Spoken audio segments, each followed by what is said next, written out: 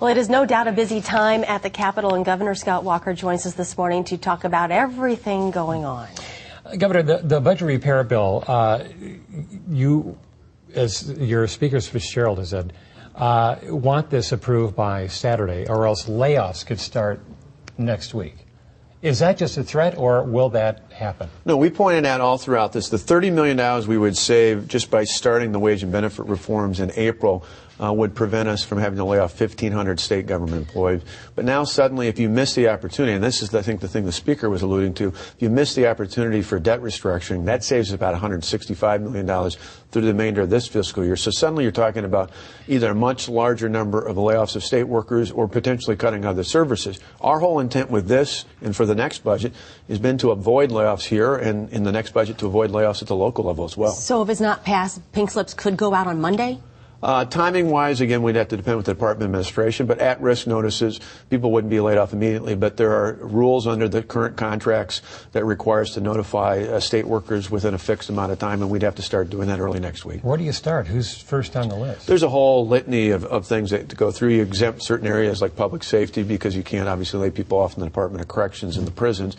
But, you know, for us, this is the whole heart of the matter. When I was a county elected official for 8.5 years in Milwaukee County, time and time again, I tried to make budget adjustments that asked for a little bit more for pension, a little bit more for health care. One year I even tried to do temporarily a 35-hour work week, and every time we were stopped because of the collective bargaining laws in this state. What we're asking for is a very bold political move, but I think it's a very modest request when you compare it to what most people are paying for things like pension or retirement, as well as health care in the private sector. At some point, somebody's going to have to blink in the standoff. Why can't you do that? Why can't you be the one to do that? Well, because the reason we're in this problem, the reason we have a $3.6 billion budget deficit is because the last governor and previous legislatures settled for one-time fixes for their budgets. If we do this, if we just say what's on the table right now, that's a one-time fix, saying even the unions over the weekend said, well, we'll take a change in the pension and health care contribution. Well, that's not a permanent change. That's not a permanent way to allow local governments to be able to balance their budget. If you do that, 2 years from now, we're going to be back at the table with the same sorts of problems, the same sorts of challenges. I want to make a long-term commitment to the future so that my kids and their kids don't have to keep facing these sorts of challenges in years to come. And that's really what this is all about, balancing the budget and doing it in a way so that local governments don't have to lay off workers or cut core services.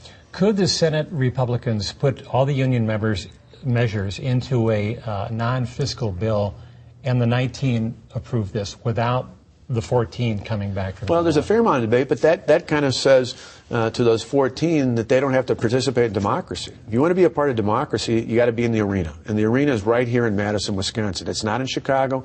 It's not in Rockford, Illinois. It's in the Capitol. And these 14 senators should ultimately be doing what the people in their districts and their respective Senate districts elected them to do.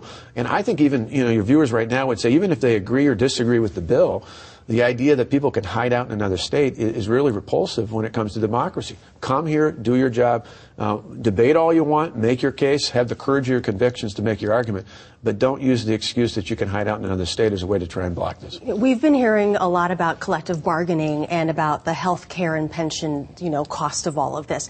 There hasn't been a whole lot of light shed on Medicaid, and it seems to be, from what we're hearing from people on Facebook, a lot of the elderly and disabled, special needs, they don't have much of a voice. There's not really a union there to talk for them. So I need to ask you, as a mother of a special needs child who has Medicaid, what are the specific, concrete examples? What changes are you trying to implement on this group of people and on my son? Sure. Well, if you look at Medicaid, out of our $3.6 billion budget deficit, about $1.8 billion of that is in Medicaid. We need to have the flexibility to make changes, to make adjustments.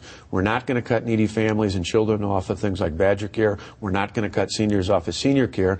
But what we do need to have is the flexibility of going to the federal government. And remember, none of these changes can happen without the Obama administration signing off on them.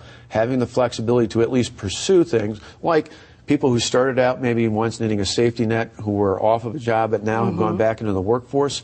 To me, they shouldn't be getting exactly the same benefits at no cost as someone who's got a special need and can't be out in the workforce. Okay, so from what I'm hearing is that there's not going to be any changes. I'm thinking of people who have written me saying that they can't afford the diapers. Medicaid pays for their kids' diapers, for medications, for wheelchairs that cost thousands of dollars. Are you saying that this is not going to change? No, in this bill, these are not things that are being. What we're given is the flexibility to make adjustments. So again, as you have people transitioning, for those who can, into the workforce, I think most people out there would think it's realistic to expect as they get into a job, as they start to wean off of a government entitlement, they should pay a little bit more for the health care, just like everybody else does, so that it's not just once they're off and then suddenly they're not accustomed to making a copay or premiums like we do outside of government. Would you be willing to modify the bill to allow it to save transit programs?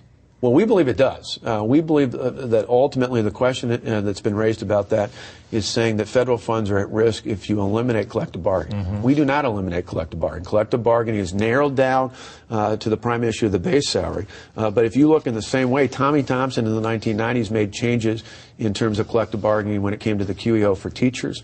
That's something that actually sustained strong schools and yet protected the property taxpayers for more than a decade. We're making a similar change, but we're not eliminating it. The other important thing for folks to remember, not just with transit, but overall, I think that would have a lot of comfort for state and local workers watching right now, is workers' rights protections are still in the law long after we change the law with this bill. Wisconsin passed in 1905 the strongest civil service protection in the country.